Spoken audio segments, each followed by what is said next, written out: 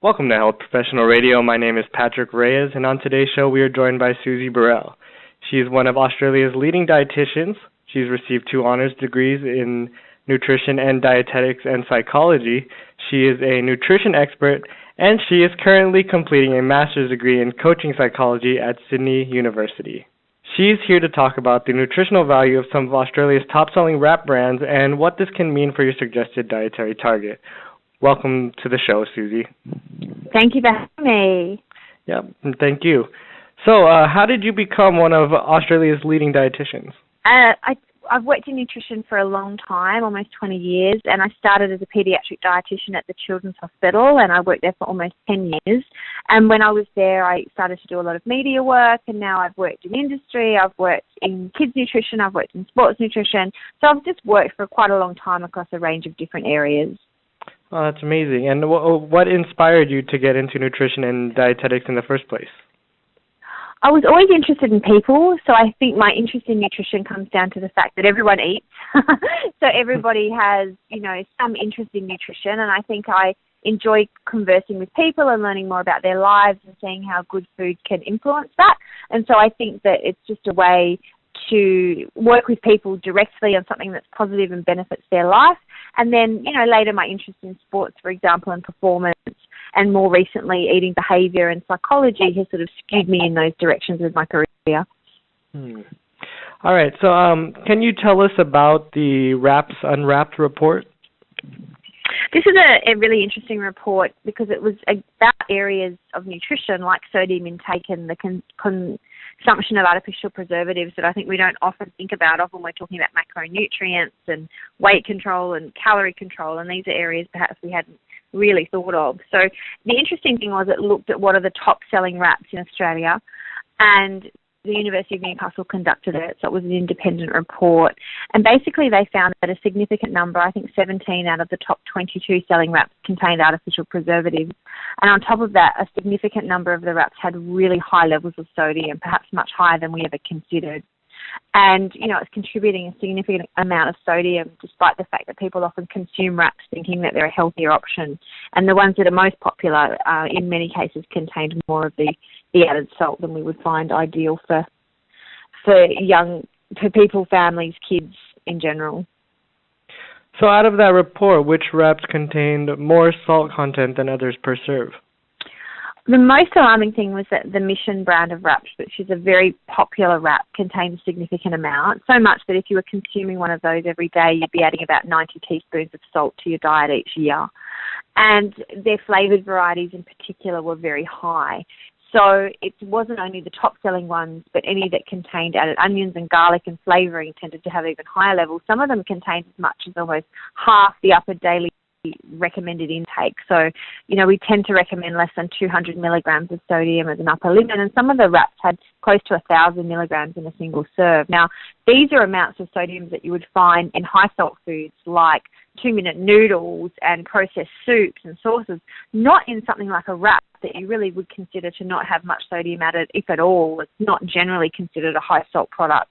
And that was perhaps the most alarming thing, was that these wraps, considered healthy, and even if they contain whole grains or fibre, they still in many cases had really high amounts of added salt to them, which is, less than ideal when it comes to our salt intake overall. I see. But not all of the wraps that were in the report are bad. Which ones are the better options when it comes to lower salt and no artificial preservatives? Well, what we found was that there's a few brands that contain the sort of recommended amount. So when you're looking at nutrition labels, we're looking for less than 600 milligrams per 100 grams when it comes to that sodium level.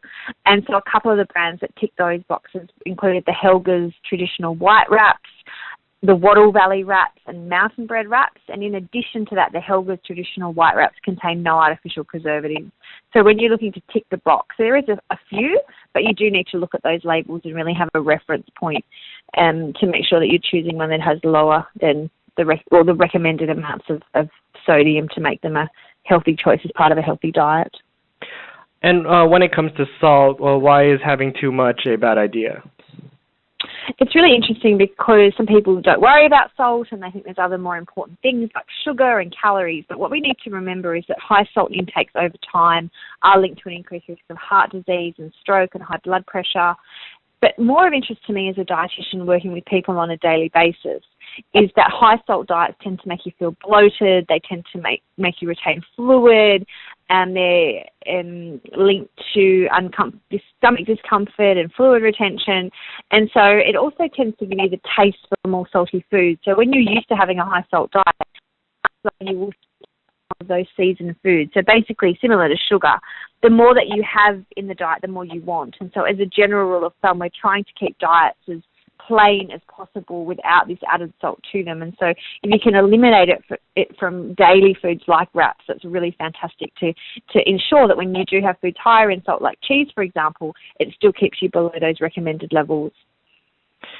Earlier, you did mention about how people should be looking out for food labels. What should people look out when they're choosing the wraps, and what should they be looking out on when choosing a lower salt wrap?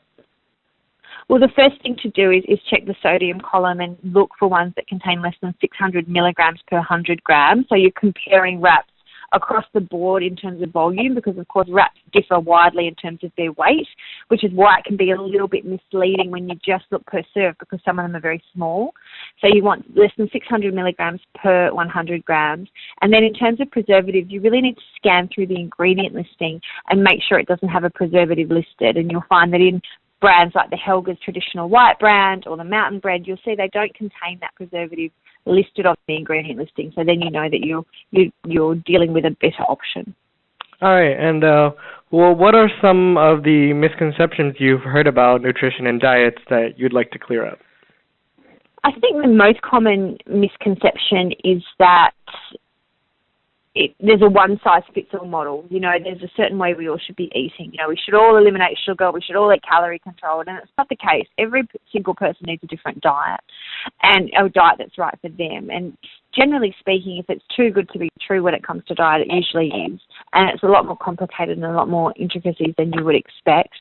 I think one of the biggest ones around at the moment is that sugar is bad. Now, I'm not saying sugar is good, but I'm saying that the sugar story is quite complicated. You have natural sugars that occur in fruit and dairy, for example, function very differently to added sugars. And I would say a small amount of added sugar in the diet is no more an issue than a small amount of added salt or a small amount of added fat. It really comes down to having an overall balanced diet. But most importantly, eliminating as much processed food, or when you are choosing processed foods, choosing the best you can with the least amount of additives and the least amount of sugar and the least amount of salt to make sure that you're bumping up your dietary intake with less processed foods and more fruits and vegetables. The other misconception are old school things like, you know, can you eat eggs, or eggs are bad for you and eggs increase blood cholesterol levels, which certainly isn't the case. That's a common one I hear.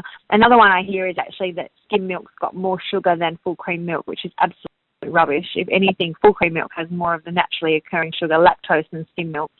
So skim milk's not overly processed, it just has the fat removed. So that's a very, very common one that I hear. They're probably the most ones that cross my desk on a regular basis. Yeah, all right. Well, I hope our listeners who've had misconceptions about that now fully understand it. All right, and for our last question, what's a message you'd like to leave for our listeners as to being part of Health Professional Radio today? The most important thing to know is that not all wraps are created equally, and not all wraps are a healthy choice. So most importantly, look for whole meal, whole grain wraps. But also we've now learned, because of this new report, check the sodium content.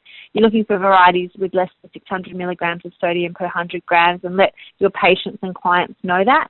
And also, if you want to keep additives in your diet to a minimum, you do need to be careful when it comes to wraps and look for one that contains no artificial preservatives.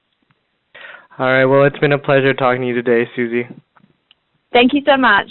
No, thank you. So you've been listening to Health Professional Radio. I'm your host, Patrick Reyes, and we've been in studio with Susie Burrell, and she talked about how important it is to look at food labels and what you should be looking out for. Transcripts and audio of this program are available at healthprofessionalradio.com.au and also at hpr.fm, and you can subscribe to this podcast on iTunes.